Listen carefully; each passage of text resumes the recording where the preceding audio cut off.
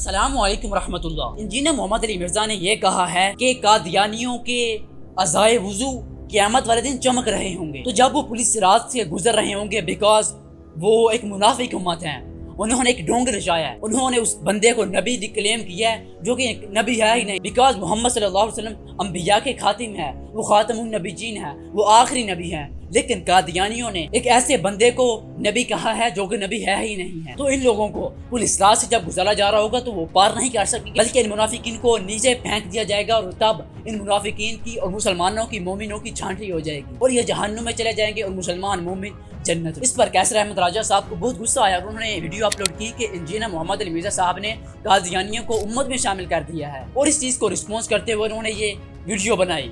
जरा देखिए। सुना आपके इंजीनियर साहब ने ये कहा कि वो पुलिस रात पे तो जाके गिर जाएंगे, लेकिन उससे पहले उनके भी हाथ चमक रहे होंगे, उनके अज़ाए वुज़ू सारे जो हैं वो चमक रहे होंगे। क्यों कहा? इसलिए कि हदीस शरीफ है। लेकिन जो चीज़ इंजीनियर साहब ने नहीं बताई, और क्यों नहीं बताई मैं नहीं कह सकता, वो ये है जनाब सल्लल्लाहु अलैहि वसल्लम एक रवायत के मुताबिक कह रहे हैं कि मेरी उम्मत के वो लोग जो वुज़ू करते हैं हाथ वो चमकेंगे, उनके अज़ाए वुज़ू के चमक रहे होंगे। एक और रवायत में यह है कि अल्लाह के रसूल सल्लल्लाहु अलैहि वसल्लम ने बाद में आने वाले मुसलमानों के बारे में जब अच्छे ख्यालात का इज़हार किया तो साहबा ने पूछा कि आपको या रसूलुल्लाह सल्लल्लाहु अलैहि वसल्लम कैसे पता चलेगा कि मेरी उम्मत के हैं? उन्होंने आगे से बताया कि मेरी उम्मत के वो लोग जब क़यामत के दिन मुझे मिलेंगे तो उनके अज़ाए वुज़ू चमक रहे होंगे और मैं हौज़े कौसर पे उनका इंतजार करूँगा। यानी कि जो क्वालिफिकेशन है वो बड़ी क्लियर है कि सिर्फ जनाब सल्लल्लाहु अलैहि वसल्लम के उम्मती के ही अज़ाए वुज़ू चमक रहे होंगे। इंजीनियर साहब शायद no record for it whatsoever, उन्होंने कादियानियों को एज़ उठा के उम्मत के अंदर घुसेड़ दिया। अगर ये दायरे इस्लाम से खारिज हैं तो फिर इनके हाथ पाँव कैसे चमक रहे होंगे? और अगर ये खारिज नहीं है तो ही चमक रहे होंगे। ये भी उसी लाइन को फॉलो करते करते करते आज इन्होंने उम्मत के अंदर शामिल कर दिया। उम्मत के अंदर कि किसी कादियानी को जो कि काफिर हैं उनको उम्मत के अंदर दाखिल करना, क्या ये कलमात कुफ्र हैं या नहीं? कैसर अहमद राजा ने इस पर एतराज़ करते हुए कहा है कि अगर हम कादियानियों को उम्मत में शामिल करते, बिकॉज जब उनके अज़ाए वुज़ू जो है वो चमक रहे होंगे तो डेफिनेटली वो उम्मत ही है ना। तो अगर हमने उम्मत में उनको शामिल कर लिया तो वो उम्मत को काफिर समझते हैं, यानी वो कादियानी हमें काफिर समझते हैं। बिकॉज हम गुलाम अहमद कादियानी को नबी नहीं मानते तो वो हमें काफिर समझते हैं। तो जब हम उनको उम्मत में शामिल करेंगे तो हम ऑटोमेटिकली काफिर होंगे। अस्तगफिरुल्लाह। कहते हैं कि ये उम्मत का हिस्सा नहीं है, अगर वो उम्मत का हिस्सा है तो हम उम्मत से बाहर हैं। तो इस हवाले से उन्होंने दो अहादीस बयान की कि मोहम्मद सल्लल्लाहु अलैहि वसल्लम ने कभी नहीं कहा कि उम्मत के अज़ाए वुज़ू चमक रहे हों, बल्कि उन्होंने ये कहा है कि मेरी उम्मत के अज़ाए वुज़ू चमक रहेंगे। और दूसरी बात कि उन्होंने इमाम अहमद बिन हंबल रहमहुल्लाह की जो हदीस की किताब है उसमें से उन्होंने एक हदीस नकल की है जो कि मैं नहीं बताऊंगा, वो आपको कैसर अहमद राजा साहब बताएंगे। जनाब रिसालत में आप सल्लल्लाहु अलैहि वसल्लम एक रवायत के मुताबिक ये कह रहे हैं कि मेरी उम्मत के वो लोग जो वुज़ू करते हैं हाथ पाँव चमकेंगे, उनके अज़ाए वुज़ू उनके चमक रहे होंगे।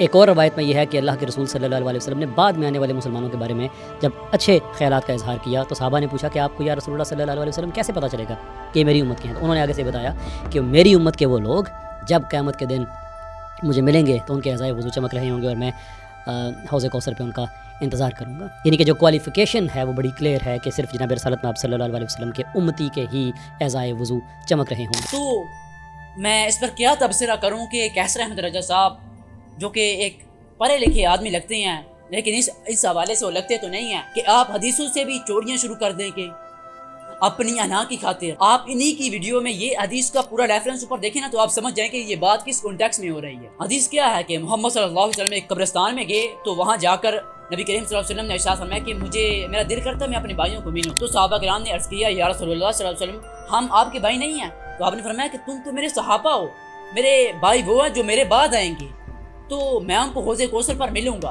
तो सहाबा किराम ने फरमाया कि आप अपने भाइयों को कैसे पहचानेंगे, आपने तो उन्हें देखा भी नहीं है। तो नबी करीम सल्लल्लाहु अलैहि वसल्लम ने इरशाद फरमाया कि क़यामत वाले दिन मेरे उम्मतियों के जो अज़ाए हैं वो चमक रहे होंगे वुज़ू की बरकत से। और आगे भी इरशाद फरमाया नबी करीम सल्लल्लाहु अलैहि वसल्लम ने, जो कि कैसर अहमद रजा साहब ने नहीं बयान फरमाया। आप पिक्चर में जरा मुलाहजा फरमाइए, जब वो मेरे हौज़े कौसर के पास आएंगे तो कुछ लोगों को फरिश्ते दूर लेकर जा रहे होंगे, तो मैं उनकी आवाज़ दूंगा इधर आओ, लेकिन फरिश्ते कहेंगे कि ये वो लोग हैं जिन्होंने आपके बाद आपके दिन को बदल दिया था। और मैं कहूंगा कि इनको मुझसे दूर कर दो, इनको मुझसे दूर कर दो, सोकन सोकन। तो प्यारे कैसर अहमद राजा साहब, तो वो कौन लोग हैं जिन्होंने दिन को ही बदल दिया? दीन में ये शामिल है कि मोहम्मद सल्लल्लाहु अलैहि वसल्लम अंबिया के खातिम है, खातमुन नबीयीन है, नबूवत का दरवाजा बंद हो चुका है। क्या ये दीन में शामिल नहीं है?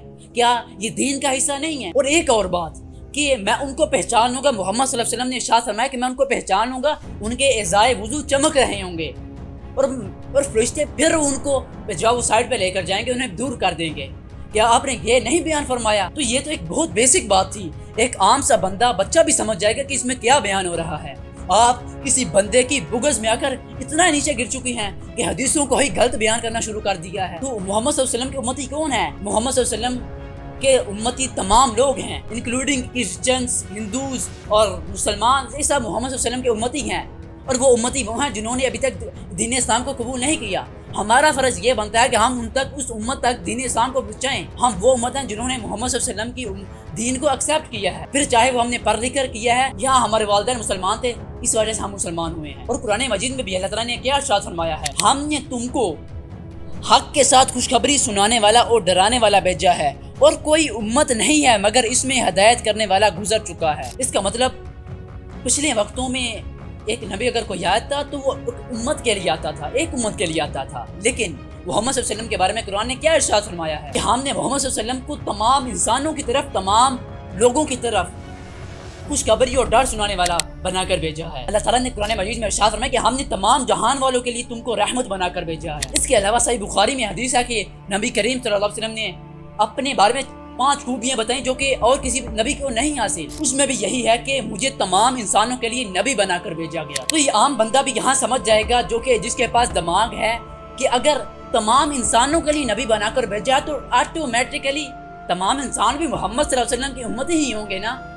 یہ تو ایک عام چھوٹا سا سوال ہے، چھوٹی سی کویشن ہے جو کہ کیسر احمد رضا صاحب سے نہیں سولو ہوئی کہ ایک امت دعوت ہے اور ایک امت اجابت، جس میں امت اجابت ہم لوگ ہیں، امت دعوت جس پر دعوت ابھی پہنچی ہے لیکن انہوں نے اسلام قبول نہیں کیا، جن پر ہم نے دعوت پہنچانی ہے وہ امت دعوت ہیں۔ تو امت میں تو دونوں شامل ہے، امت دعوت اور امت اجابت۔ تو اس ویڈیو کا نچوڑ کیا ہے کہ تمام Christians, Hindus, Jews, even Qadiani بھی امت محمد صلی اللہ علیہ وسلم میں شامل ہیں۔ اور آپ کو حیران ہونا پڑے گا کہ قیصر احمد راجہ صاحب نے زیرو ریسرچ کی اور آ کر یہ بات کر دی۔ تو آپ کو چاہیے کہ قیصر احمد راجہ صاحب کے انجینئر محمد علی مرزا کے نہیں بلکہ مفتی طارق مسعود کو، سنیوں کو، شیعوں کو، دیوبندیوں کو، اہل حدیثوں کو، سب کو آ کر یہ کہنا پڑے گا کہ آپ نے غلط بات کی ہے، آپ کو اس پر رجوع کرنا چاہیے، یا قیصر احمد راجہ صاحب آپ کو خود آ کر رجوع کرنا چاہیے۔